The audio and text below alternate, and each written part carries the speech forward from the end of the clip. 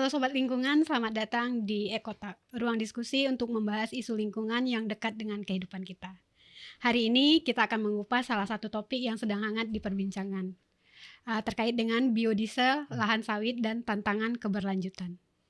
Apakah biodiesel benar-benar solusi energi ramah lingkungan, atau justru menjadi dilema baru bagi ekosistem kita? Nah, bersama saya Nora Arifin, kita akan mendengarkan perspektif langsung dari seorang jurnalis yang telah terjun langsung ke lapangan menyaksikan dampak nyata dari kebijakan ini. Hari ini kita kedatangan narasumber yang sudah berkecimpung lama meliput isu-isu terkait dengan biodiesel, lahan sawit, dan tantangan keberlanjutan ini. Beliau adalah jurnalis dari Deduktif.id ya. Deduktif.id, betul. Rian Setiawan. Oke. Halo Bang, apa kabar? Nora, alhamdulillah baik. Nora gimana kabarnya, sehat Nora? Alhamdulillah sejauh ini sehat. Syukur kalau sehat. Oke Bang. Oh iya Bang, silakan perkenalkan diri dulu ke Sobat Lingkungan kita. Pasti banyak yang belum tahu dan kemungkinan juga sudah ada yang tahu karena Bang Rian Beben ini Rian Beben ya? Iya, panggilannya lebih Beben. Dikenal dengan Rian Beben. Silakan Bang. Oke, teman-teman semua, Ekotalk, perkenalkan nama saya Rian Setiawan. Saya dari jurnalis Deduktif.id, salah satu media online ya, yang membawa pembaruan ya. Dan sekarang itu baru berdiri sekitar 2022, udah 2 tahunan belakangan ini, 2 tahun sampai 3 tahun. Berarti Deduktif.id ini baru ya Bang? Sebelumnya di mana Bang? Sebelumnya di Tirto.id. Wah. Tirto itu dari 2018 sampai 2023, 5 tahunan lah di Tirto, belajar lama di Tirto. Setauku Deduktif.id ini jurnalis investigasi ya di situ, lebih ke investigasi. Benar. Oke, berarti Bang Rian Setiawan ini atau Bang Rian Beben ini sekarang lagi menggeluti jurnalis investigasi. Iya, in-depth investigasi lah, yang berbasis visualisasi data. Kalau di Deduktif itu ada ciri khasnya juga sendiri. Iya. Kalau jurnalis itu ya by data ya Bang. Betul. Nggak bisa nggak pakai data. Ya, nah Bang, terkait dengan isu kita hari ini terkait dengan biodiesel, lahan sawit, dan keberlanjutan ini. Nah, pengalaman meliput isu biodiesel dan lahan sawit ini gimana sih Bang? Sebenarnya kalau untuk meliput biodiesel ya, saya tuh sebenarnya masih baru ya, 1 tahun belakangan lah. Kalau untuk biodiesel sawit sih udah pernah sebelumnya, tapi kalau biodiesel baru itu pertama kali tahu itu pas lagi ikut diskusi sama koalisi transisi bersih. Ada Satya Bumi, ada Auriga, ada Greenpeace, ada Serikat Petani Kelapa Sawit. Di situ mereka memperkenalkan biodiesel yang kebanyakan berpihak kepada kelompok-kelompok besar, kelompok-kelompok grup besar, grup pengelola kelapa sawit dan juga biodiesel. Sementara petani kelapa sawit ini cukup terpinggirkan ya sama penelitian mereka. Kemudian dampak dari ambisi biodiesel yang kemudian akan berpotensi menjadi deforestasi untuk ditanam kelapa sawit yang nanti bakal ditanam untuk jadi diproduksi untuk jadi biodiesel. Itu sih baru setahun belakangan. Kemudian ya dari situ belajar dan mengulik, ternyata isu ini menarik ya. Karena kalau isu biodiesel itu ternyata saya pernah teman-teman nonton film Cars 2 tuh itu ngomongin tentang energi terbarukan dari bahan bakar nabati BBN. Itu di film Cars 2 tuh ternyata pernah dijelaskan tentang biodiesel. Kira relate lah dengan saya, akhirnya saya pelajarin. Dari bahan bakar nabati ini ternyata cukup gencar nih sekarang diperbincangkan kan sama pemerintah. Waktu itu awalnya B20, B30 itu maksudnya itu campuran 30% bahan biodiesel dan 70% solar ya. Jadi itu adalah campuran yang nanti jadi biosolar namanya. Seperti itu sih gambaran garis besar biodiesel itu. Oke Bang, mungkin Sobat Lingkungan juga banyak yang belum tahu apa itu biodiesel ya Bang. Boleh Bang dijelaskan sedikit terkait dengan biodiesel ini Bang? Kalau biodiesel itu sederhana aja ya, kalau ini terlalu kimia banget. Biodiesel itu ada namanya bahan bakar nabati BBN tadi gue bilang. Itu dia sebenarnya terbuatnya dari berbagai macam, ini ya, tumbuhan nabati. Tadi ada kelapa sawit, ada, apa namanya, karet dan beberapa lah, pokoknya ada bahan bakar itu. Kemudian itu bisa diolah jadi biodiesel. Tapi karena di Indonesia potensi lahan dan kemudian perkebunan yang banyak itu adalah sawit, akhirnya pemerintah itu lebih condong menggunakan di kelapa sawit. Oke. Akhirnya dari kelapa sawit ini ditanam, nanti dari tanam itu dari kelapa sawit itu ada namanya TBS-nya, tandan buah segar. Yang kalau Nora mungkin Iya, iya. teman-teman pernah lihat ada itu yang gundelan apa? Eh, Buah yang gede itu tuh. iya, iya, iya. Dari situ. Kemudian nanti dari buah itu diolah di pabrik kelapa sawit jadi CPO-nya. Mhm. Nah, dari CPO ini nanti bisa biasanya dikirimnya ke perusahaan-perusahaan kelapa sawit atau perusahaan-perusahaan yang diolah untuk jadi biodiesel. Ya kalau teman-teman tahu ada perusahaan Sinarmas, John Lynn Group, Permata Hijau dan sebagainya. Itu adalah perusahaan-perusahaan biodiesel, nanti diolah dari CPO itu jadi olah biodiesel. Nah, dari biodiesel itu nanti dikirimlah ke Pertamina Patraniaga tuh namanya.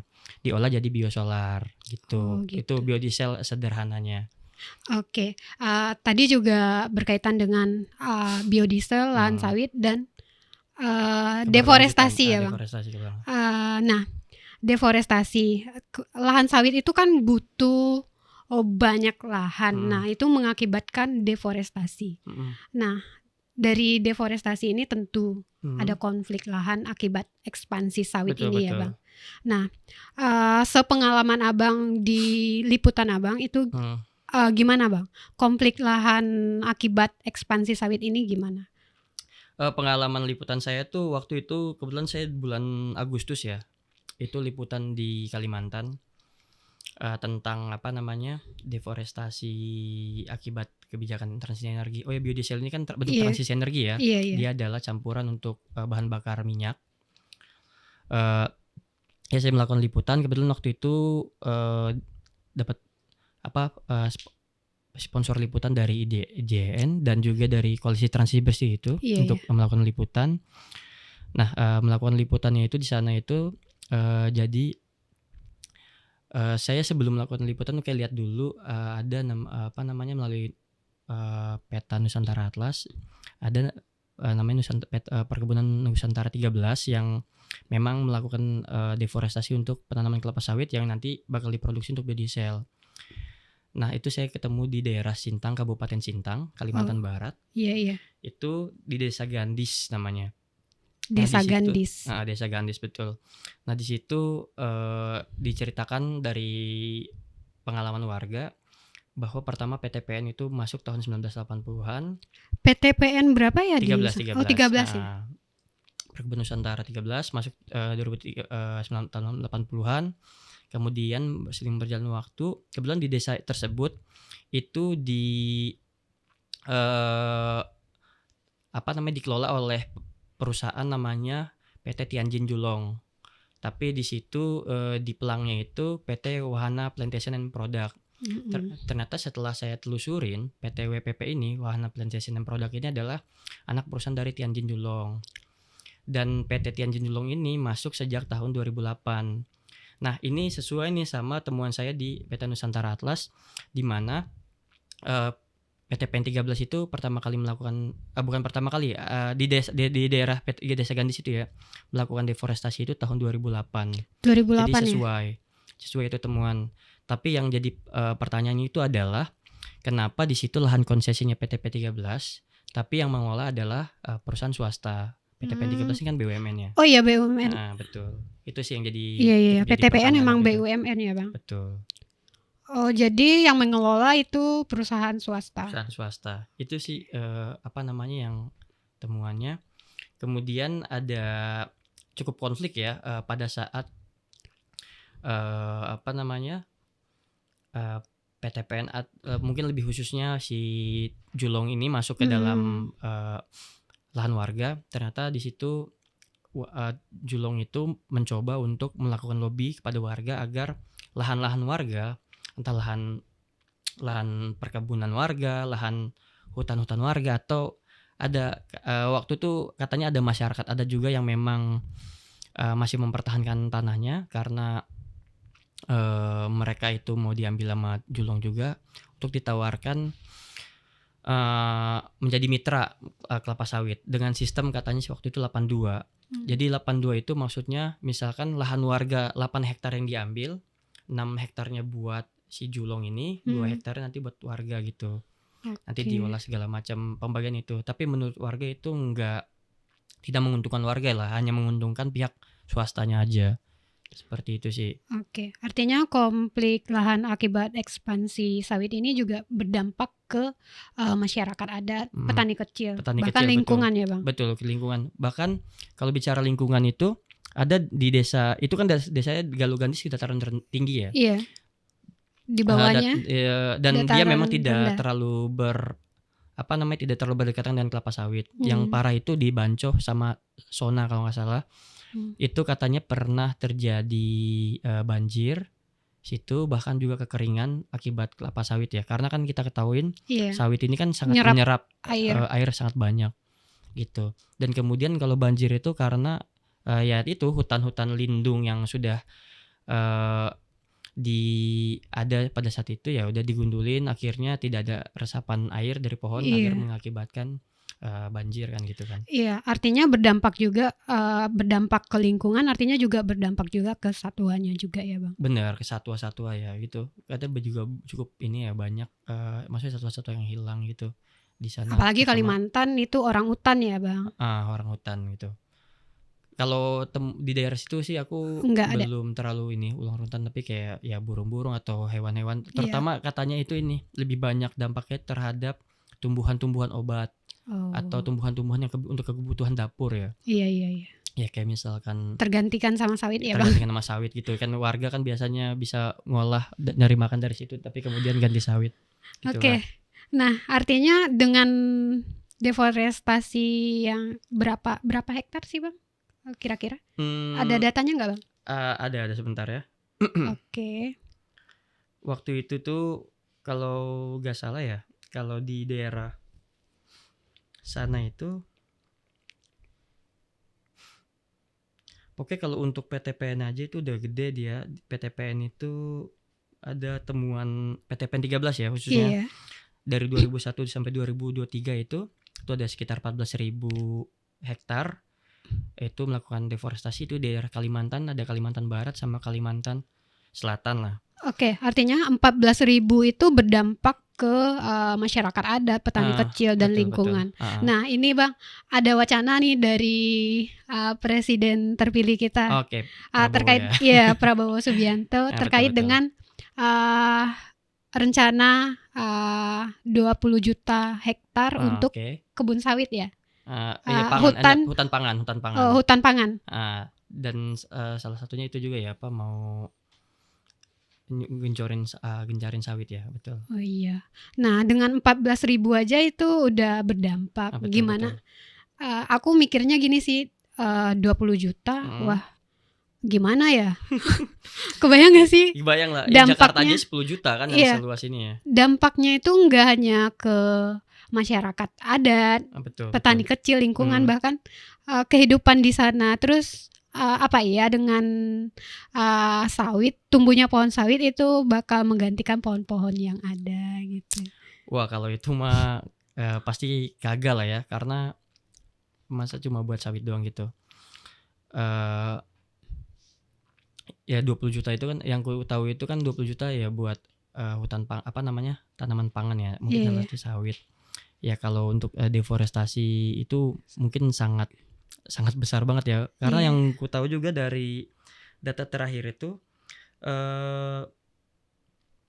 lihat dari map biomasa ya, tahun 2023 itu aja tanaman sawit itu perkebunannya itu kan luasnya aja 17.000 ya.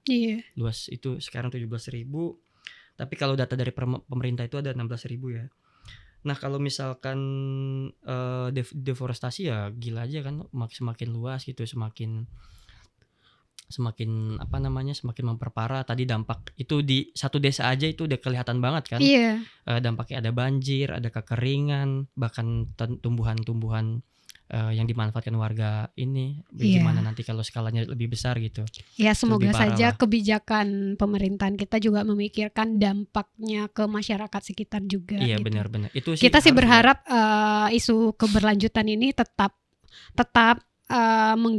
mementingkan kepentingan masyarakat juga. Itu sih yang harus ya, karena ya jujur sih saya juga waktu Prabowo ngomong ya, Pak Presiden Prabowo ngomong tentang apa sih namanya, ya nggak apa-apa kita buat kebun kelapa sawit, nggak usah pentingin kebijakan Eropa, ada kebijakan namanya EUDR ya, Iya iya.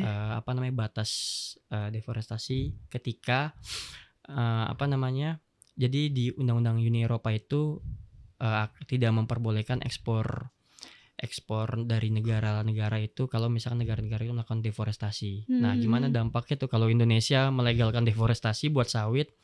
Ya Dampak ekonomi. ekonominya gitu, nggak boleh ekspor ke Eropa dan segala macam.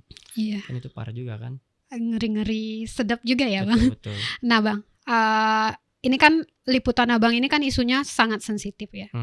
Nah, kendala saat liputan itu apa aja sih, Bang? Kendala sih lumayan ya. Kendala pertama waktu itu adalah cari tempat dulu sih, ini paling dasar, kendala paling dasar banget. Itu cari tempat, kebetulan tempatnya bingung kan mau di mana, tapi apalagi secara bukan orang sana ya, Bang. Betul. Akhirnya nyari dan diskusi sama teman-teman koalisi tadi, ketemulah di PTPN 13, konsensinya di Kalimantan. Nah, setelah dapat tempat, hal kedua itu bingungnya lagi adalah nyari orang yang bakal ngedampingin di sana. Akhirnya saya tuh sampai orang ketiga gitu loh didampingin. Pertama saya dari sini ke, mungkin kenal juga ada Daeng. Oh iya. Apa namanya, di Pontianak yang bantuin saya. Kemudian ada juga Daeng, Bang Adam, Daeng Dewan Pembina SCJ. yang pembina SCJ ya, betul. Ada Daeng, halo Daeng. salam Daeng. Daeng yang bantuin, kebetulan sama ada beberapa teman-teman gitu yang bantuin untuk koneksiin ke warga lokal. Ketemulah di Kembayan, ada aku lihat konfliknya di Kembayan. Kembayan itu perbatasan di Sanggau, Kabupaten Sanggau, perbatasan sama Malaysia dia. Nah, kendala pertama itu adalah ternyata saat kesana dan liputan titiknya tuh salah, titik koordinatnya. Pusing lah, kayak kebuang waktu 3 hari nih karena salah baca peta lah. Salah baca peta atau petanya yang salah? Mungkin lebih tepatnya dari sayanya salah baca peta. Jadi akhirnya koordinasi lagi segala macam, titiknya salah kan memang gitu kalau kendala liputan lapangan. Akhirnya ternyata titik terdekat tuh ada di Sintang. Sintang itu kalau dari di daerah itu tuh mungkin sekitar 5-6 jam. Akhirnya nyari travel lagi, nah pusingnya lagi sama nyari orang buat ngedampingin lagi kan, karena nggak mungkin meraba-raba sendiri gitu, nggak mungkin sendiri, resikonya juga besar kan. Kita harus punya orang sana punya orang yang dalam, paham betul, daerah sana betul, gitu. Akamsi lah istilahnya, karena kampungnya yang memang dekat sama warga dan minimalisir resiko-resiko itulah. Itu yang paling penting. Akhirnya benar-benar by jaringan itu benar-benar buta saya kan daerah sana. Pentingnya jaringan betul, ya, Bang. Pentingnya berhimpun betul banget. Makanya minta tolong Daeng lagi, minta tolong. Akhirnya dapatlah dari Serikat Petani Kelapa Sawit. Dikoneksiin, ketemu namanya Bang Kornel. Dia kebetulan ketua Serikat Petani Kelapa Sawit Sintang di Kalbar juga masih. Iya. Akhirnya ketemuan sama dia, ngobrol, baik banget orangnya. Saya dikasih penginapan, dibantu naik motor dia gitu-gitu. Liputan, wah. Tapi lucu sih, ada pengalaman lucu kayak dia bilang, berapa lama nih Bang jalan naik motor? Dekat lah 1 jam. Ternyata 3 jam. Ya 1 jamnya mereka sama 1 jamnya kita kan beda ya, Bang. Benar. Saya bilang wah keren banget ini, pada nencok. Nah itu ya kendalanya itu sih. Terus ya untung karena dia itu kebetulan menantunya kepala desa sana. Jadi syukur dapat lagi akses dari dia tuh. Pokoknya benar-benar kayak beruntung aja sih waktu itu, dikasih akses ke Sindala, dikasih lihat kondisi-kondisinya, terus dikasih bisa masuk pabrik kelapa sawitnya di punya si Julong itu, karena nggak sembarang orang ternyata bisa masuk situ. Kenapa dia bisa masuk? Kayak kita kayak belaga pura-pura ini aja lah, nggak tahu lah. Dan paling penting itu ada teknik recovering ya, apa, kayak nyamar aja jadi warga.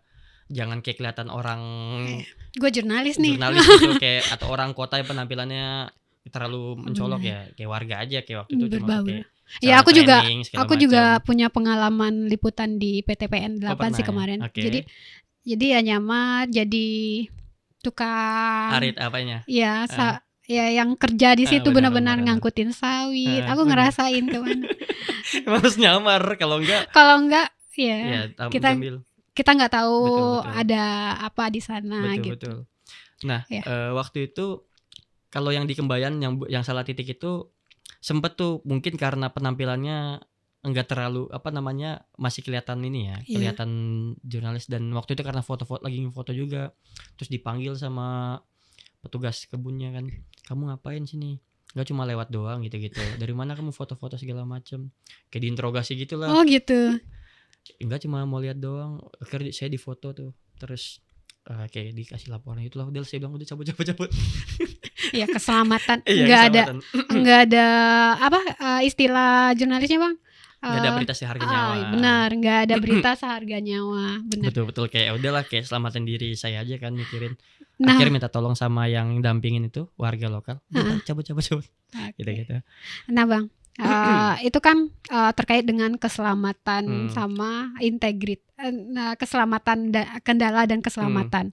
Nah, untuk menjaga integritas itu gimana Bang? Jurnalis Jaga kan integritas, betul betul. nggak hanya menjaga integritas tapi juga mementingkan keselamatan. Benar-benar. Itu gimana Bang? Kalau menjaga integritas ya pertama paling penting itu adalah ya di jurnalis itu kan ada namanya kode etik jurnalistik ya. Itu ada beberapa poin gitu, 11 lah ya, 11 poin. Ya itu sih harus berlandaskan itu, dan kemudian pada saat kemarin liputan kebetulan saya juga kan dapat ini ya, fellowship ya, maksudnya ada pesan dari donor gitu, dan juga dapat sponsor dari Koalisi Transisi Bersih untuk melakukan liputan itu. Ya untuk menjaga integritas bagaimana request dari mereka itu tidak mengintervensi redaksi dari deduktif ya. Iya, sebagai jurnalis kita juga harus kritis ya Bang. Kritis, benar, harus skeptis juga, betul.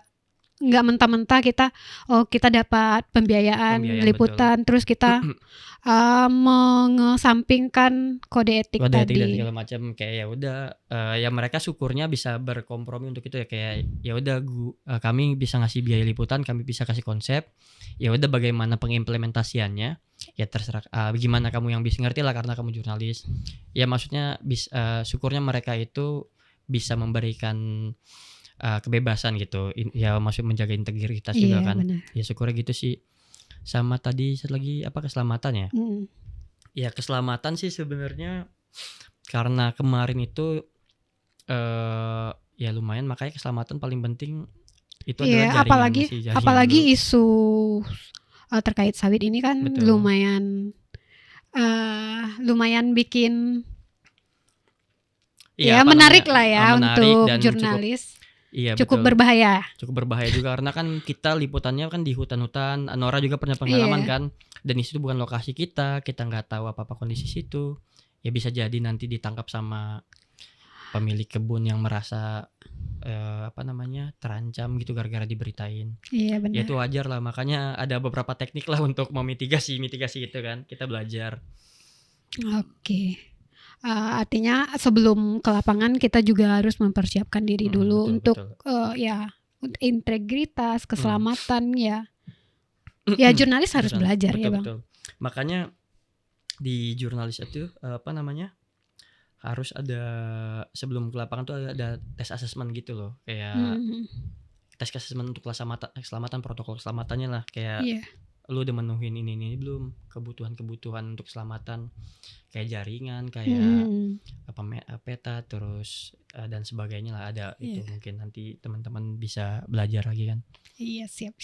Nah Bang, perspektif Abang sendiri selaku jurnalis yang langsung turun ke grassroots-nya, terus terkait dengan kebijakan isu keberlanjutan ini gimana Bang? Isu keberlanjutan ya, kalau di sawit itu kan sebenarnya dia jangan hanya pakai lahannya aja ya, tapi harus pikirin juga bagaimana keberlanjutannya. Ya itu karena tadi kan udah kita diskusikan ada dampak-dampaknya. Ya paling penting itu sawit itu jangan sampai melakukan ekspansi lahan ke hutan-hutan lindung gitu, hutan-hutan alam. Sebenarnya kan kita cukup banyak juga ya hutan-hutan yang gak produktif, lahan-lahan gak produktif ya. Kayak ya lahan yang gak digunain. Ya kenapa nggak pakai itu aja gitu dibanding harus melakukan deforestasi. Ya jangan sampai embel-embel transisi energi ini untuk biodiesel malah yang tadinya untuk perbaikan lingkungan malah jadi merusak lingkungan gitu. Terus buat sawit juga kan dia ada standar-standarnya ya kayak RSPO, Iya, benar. ISPO-nya gitu, standar Indonesianya, atau karena sama Malaysia ada MSPO-nya. Ya sesuai dengan standar-standar itu juga sih paling penting berkelanjutan. Tidak hanya untuk alam gitu, tapi juga untuk petani kelapa sawitnya nih, Nora, yang paling penting. Iya.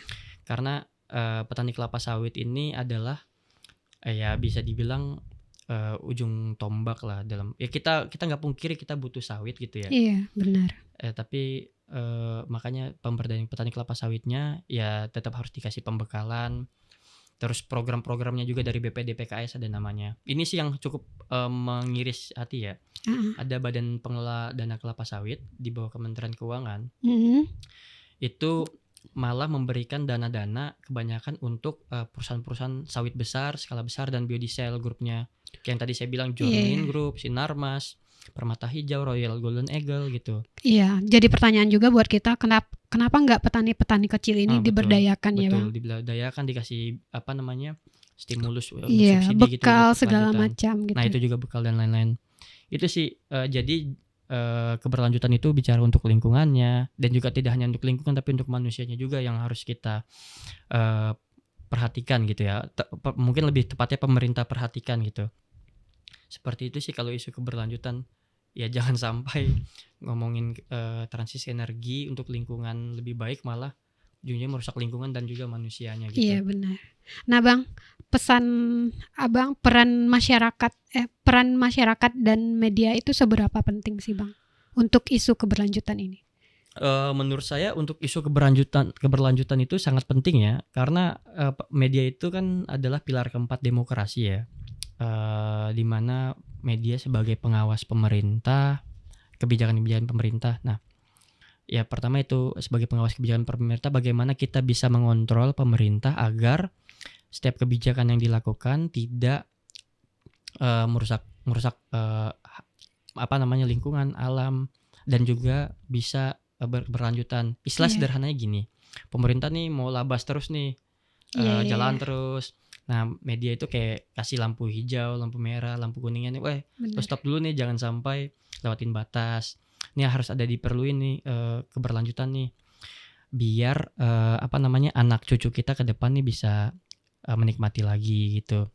Dan kemudian media juga penting untuk memberikan ruang terhadap kelompok-kelompok marginal atau voice to voiceless ya. Voiceless, memberikan suara untuk orang yang tidak punya suara gitu. Benar. Makanya itu penting banget peran media untuk melakukan itu, untuk melakukan perubahan juga. Ya ternyata dan faktanya banyak kan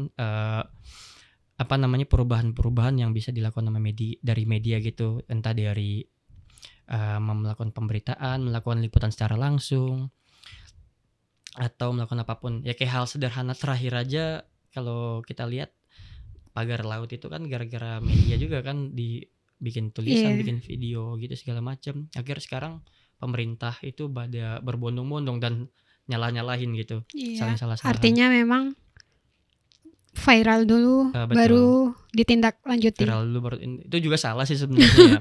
Harusnya jangan viral dulu ditindaklanjutin, tapi ya pemerintah sebelum viral sudah harus ditangani ya, Bang. Benar. Jangan kayak harus viral dulu atau harus ada korban dulu gitu baru pemerintah lanjutin. Malah parahnya lagi sekarang udah viral pun gak ditindaklanjutin gitu juga banyak. Konflik-konflik agraria ya terutama banyak tuh di beberapa daerah. Ya gitulah kondisinya. Tapi menurut gua ya media salah satu yang paling penting ya, ujung tombak gitu untuk melakukan sebuah pemberitaan dan juga perubahan. Oke. Menurut gua. Karena kita terbatas waktu juga, terakhir Bang, Artinya 20 juta hektar untuk kebutuhan pangan itu eh Masa? semoga enggak ya Bang. Ya semoga pertimbangin lagi sih biar apa sih namanya ya pikirin keberlanjutannya aja sih. Jadi jangan sampai ekspansi untuk lahan-lahan itu malah merusak alam, merusak lingkungan kan. Ya karena kita pikirin lah kalau hutan dibabat 20 juta gimana nanti sumber oksigen kita, terus pengurangan emisi karbonnya kan Iya. dan segala Benar. macam. Mungkin sebelum terakhir juga untuk melihat kalau mau tahu baca ada laporan deduktif itu berbasis visualisasi data tentang penggusuran deforestasi di daerah Papua tuh Sukawiyu sama Moi. Oke. Itu ada kan sekitar 56 ribu hektar ya. Di situ ada kelihatan tuh bagaimana gara-gara deforestasi itu berapa potensi oksigen yang hilang, berapa potensi karbon yang dihasilkan dan segala macam. Itu hal sederhana, maksudnya ditampilin secara sederhana. Itu teman-teman bisa lihat dari itu. Nah, makanya itu gimana 20 juta hektar gitu kan, 56 ribu aja separah itu apalagi 20 juta hektar. Sesederhana itu sih. Thank you. Oke. Sobat lingkungan, untuk laporan hasil liputan dari Bang Rian, teman-teman bisa baca di deduktif.id. Tulisan-tulisan kerennya dimuat di sana. Nah, oke. Terima kasih telah mendengarkan episode Ekota hari ini tentang biodesa, lahan sawit dan tantangan keberlanjutan. Nah, dari pembahasan tadi kita belajar bahwa di balik janji energi terbarukan ada banyak tantangan yang perlu kita cermati, terutama soal dampak sosial, lingkungan dan keberlanjutan jangka panjang. Oke, semoga obrolan kita bisa memberi wawasan baru dan memotivasi kita semua ya Bang. Dan untuk lebih peduli lagi terhadap isu lingkungan di sekitar kita. Jangan lupa follow Ekota di platform favoritmu dan bagikan episode ini ke episode sebelumnya juga ke teman-temanmu yang peduli dengan masa depan bumi kita. Amin. Jumpa lagi di episode selanjutnya.